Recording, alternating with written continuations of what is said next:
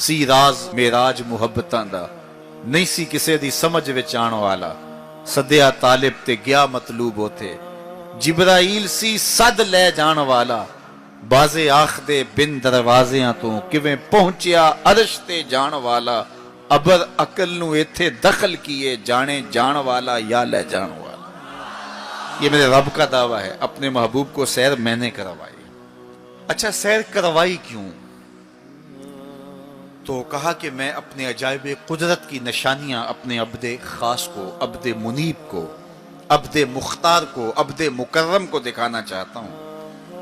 और फिर अल्लाह जल्ला शानहू ने अपने महबूब को इतनी निशानियां दिखाई जिनका ताल्लुक देखने से भी था, जिनका ताल्लुक विजदान से भी था, महसूसात से भी था, सुनने से भी था। कभी हुजूर अलैहिस्सलातु वस्सलाम जन्नत की खुशबू सूंघते हैं, नज़ारों की वादी देखते हैं, और कभी दोज़ख के अंदर अजाबों में मुब्तला लोगों को देखते हैं। और फिर अपनी उम्मत को बयान भी फरमाया ताकि वो उन आमाले बद से बच जाएं जो जहन्नम में ले जाने का सबब और जरिया है। आज की शब खास में मैं और आप अपनी जिंदगियों पे गौर करें और हुजूर अलैहिस्सलाम ने वो जो हमें खबरें दी हैं उनको देखें, और कोई ऐसी कोताही कहीं हमारे आमाल में तो नहीं है, अगर है तो उसको अपने से दूर करके एक नई जिंदगी का आज से आगाज करें। हुजूर अलैहिस्सलाम ने फरमाया कि मैंने कुछ लोगों को देखा कि पत्थरों से उनके सर कुचले जा रहे हैं, और पत्थरों से कुचलने की वजह से उन लोगों के सर कीमे की तरह हो जाते, कूट दिए जाते हैं पत्थरों से, लेकिन थोड़ी देर के बाद फिर सही हो जाते हैं, लेकिन फिर दोबारा उनके सर कुचले जाते। तो मैंने पूछा जिब्रील ये कौन लोग हैं? तो कहा कि ये वो लोग हैं कि जिनके सर नमाज की वजह से बोझल रहते थे, नमाज जिनको बड़ी भारी लगती थी, अजान की आवाज सुनते और फिर दोबारा सरहाने पे सर डाल देते और उठने की हिम्मत ना पड़ती। हय्या अलस सलाह हय्या अलल फलाह की दिल फरेब सदाएं कानों में पड़ती। तो इनके सर नमाज की वजह से बोझल होते थे और आज इनके सर पत्थरों से कूटे जा रहे हैं। इस पूरे इज्तिमा में जो इस ग्राउंड के किनारों तक है और बाहर गली में भी इस लाउड स्पीकर के जरिए से, बाजार में भी, सड़क पर भी आवाजें पहुंच रही होंगी। तो आप सब और मैं गौर करें कि हमारी जिंदगी में कहीं नमाज से कोताही तो नहीं है। और ये भी सुन लीजिए कि ये मेराज का तोहफा खास है जो हुजूर लेकर आए हैं, इसीलिए अस्सलातो मेराजुल मोमिनीन कहा गया कि नमाज अहले ईमान के लिए मेराज है। हुजूर का मेराज तो ये कि दीदारे इलाही किया और वहां तक पहुंचे जहां किसी का तसव्वुर भी नहीं पहुंच सकता। लेकिन इस उम्मत के लिए मेराज ये है कि जब वो पेशानी सजदे में रख के सुभान रब्बी अल आला कहती है, इतनी रहमतें बरसती हैं कि अगर लोगों को पता चल जाए कि हम जब सजदे में होते हैं तो कितनी रहमतें बरसती हैं, तो वो सजदे से सर ही ना उठाएं, इतनी रहमतों का नज़ूल होता है। इसलिए इस उम्मत का मेराज ये है कि ये पंजगाना नमाज शियारे जिंदगी बना ले, कभी भी नमाज कज़ा ना होने दे, अपनी जिंदगी में नमाजों को इस तरह शामिल करे कि नमाज का वक्त आए तो बेचैनी हो कि नमाज की अदायगी हो, और एक नमाज के बाद दूसरी नमाज का इंतजार करने लग जाएं। हुजूर नमाज को आंखों की ठंडक करार दें। बिलाल हबशी को जब अजान के लिए कहते तो ये फरमाते, अरेहना या बिलाल, बिलाल उठो और हमारे सीने को राहत पहुंचा दो। तो नमाज से हुजूर के कल्ब को, हुजूर के सीने को राहत पहुंचती थी। मैं और आप जितने लोग यहां आए हैं और जिस हुजूम के साथ, जिस शौक के साथ, जिस वलवले के साथ और जिस मोहब्बत के साथ आए हैं, यकीनन आप और मैं हुजूर को राजी करने आए हैं, अपने रब को राजी करने आए हैं, आकाए दो आलम की रिजा के हुसूल के लिए हम आए हैं। तो हुजूर की रिजा के तालिब बन के आज के इस इज्तिमा में आने वालों, अगर तुम चाहते हो कि हुजूर हमसे राजी हो जाएं, तो अगर बदकिस्मती से कोई बेनमाजी है تو آج عزم کر کے جائے کہ آج کے بعد نماز نہیں چھوڑوں گا، اللہ کے رسول راضی ہو جائیں گے انشاءاللہ، چونکہ حضور نے نماز کو اپنی آنکھوں کی ٹھنڈک قرار دیا ہے، یہ حضور کے لیے راحت کا سبب تھا۔ تو 5 گانا نماز شعار زندگی رکھ۔ جبریل براق لے کے حضور کی خدمت میں حاضر ہوتا ہے۔ حضور فرماتے ہیں دون البغل فوق الحمار، وہ جو براق تھا وہ خچر سے کچھ چھوٹا تھا اور گدھے سے کچھ بڑا تھا، تو میرے لیے براق تیار ہے۔ تو جبریل نے کہا کہ سب سے پہلے آپ کے دل کو غسل دینا ہے، تو فرماتے ہیں کہ میرے سینے سے دل کو نکالا گیا اور ایک تشتری میں رکھا گیا، اللہ اکبر، اور آب زمزم سے اس کو غسل دیا گیا۔ جب دل کو غسل دیا گیا تو جبریل نے حضور کے قلب اطہر کو دیکھا تو حیران ہو گئے اور بے ساختہ پکار اٹھے۔ علامہ بدر الدین عینی نے شرح صحیح بخاری کے اندر لکھا ہے کہ جو ہی قلب مصطفیٰ جبریل نے دیکھا تو بے ساختہ پکار اٹھے کہ قلب سدید فیہ عینان تبصران و اذنان تسمان، واہ واہ کیسا دل ہے جس میں 2 آنکھیں ہیں دیکھتی ہیں، 2 کان ہیں جو سنتے ہیں۔ ایسا دل کائنات میں پہلے کسی نے نہیں دیکھا، نہ کسی کا ہوا ہے، جس میں آنکھیں بھی ہوں، جس میں کان بھی ہوں۔ جو قصیدہ پڑھا جاتا ہے مصطفیٰ جان رحمت پہ لاکھوں سلام، اس پورے قصیدہ سلامیہ کے اندر حضور کے ایک ایک عضو کی تعریف کی گئی ہے۔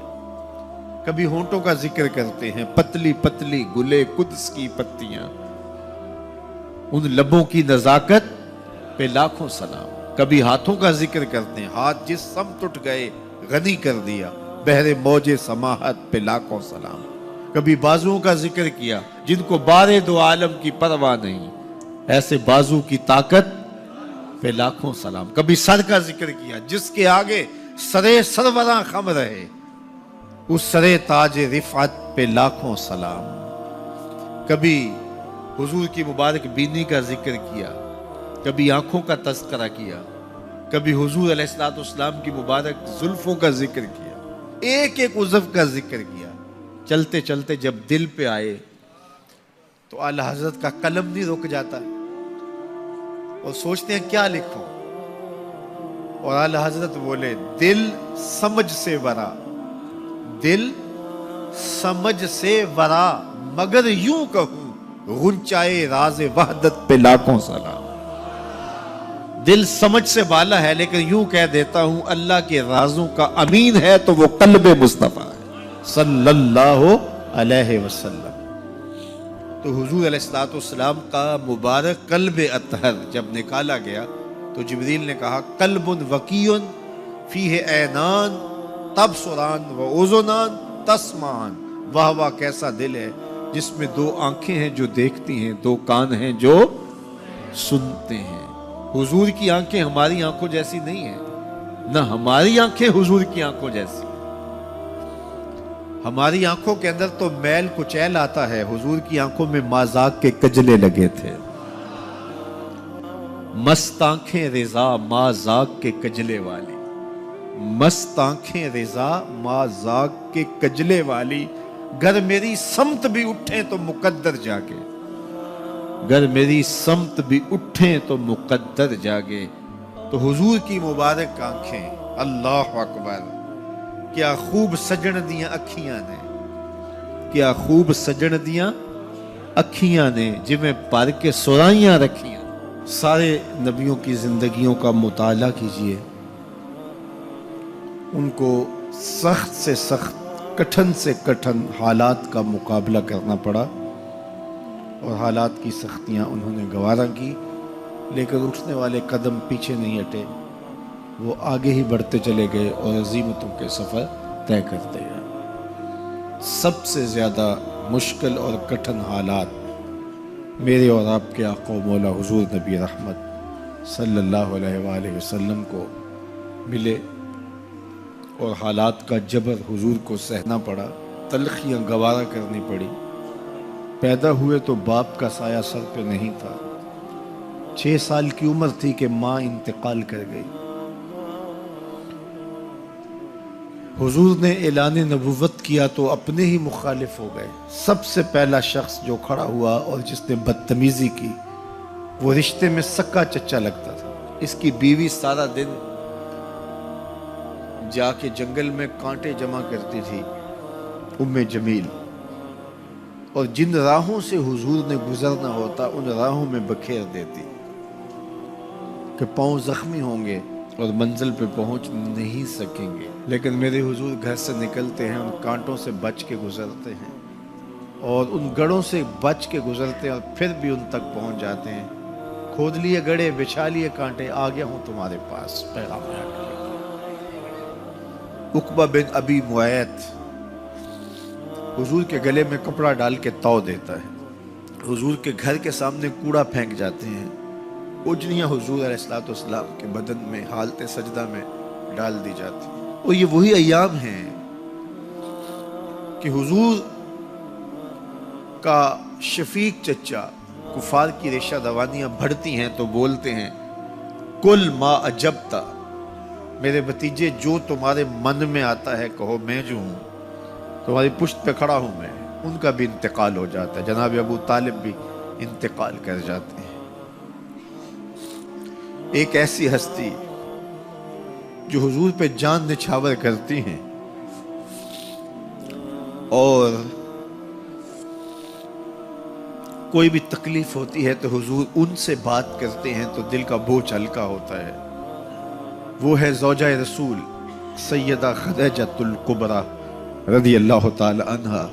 نزول وحی کے بعد جب حضور کی طبیعت پر ایک گرانی آتی ہے تو وہ خدیجہ الکبریٰ ہی تھی جو کہتی ہیں کہ کلا واللہ ما یخزیک اللہ ابدا، حضور آپ پریشان نہیں ہوں، آپ کا رب آپ کو کبھی بھی تنہا نہیں چھوڑے گا اور آپ کو پریشان نہیں ہونے دے گا، اس لیے کہ آپ دکھیوں کے کام آتے ہیں، ضرورت مندوں کی ضرورتیں پوری کرتے ہیں، اور جن کا کوئی کمانے والا نہیں آپ اس کی مدد کے لیے کھڑے ہوتے ہیں، یتیموں کا سہارا ہیں اور بیواؤں کا آسرا ہیں، آپ کا رب آپ کو کبھی بھی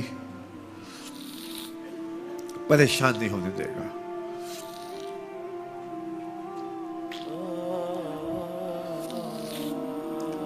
سیدہ خدیجہ الکبریٰ کا بھی انتقال ہو جاتا ہے، جو ہر مشکل وقت میں ڈھارس بندھاتی تھی،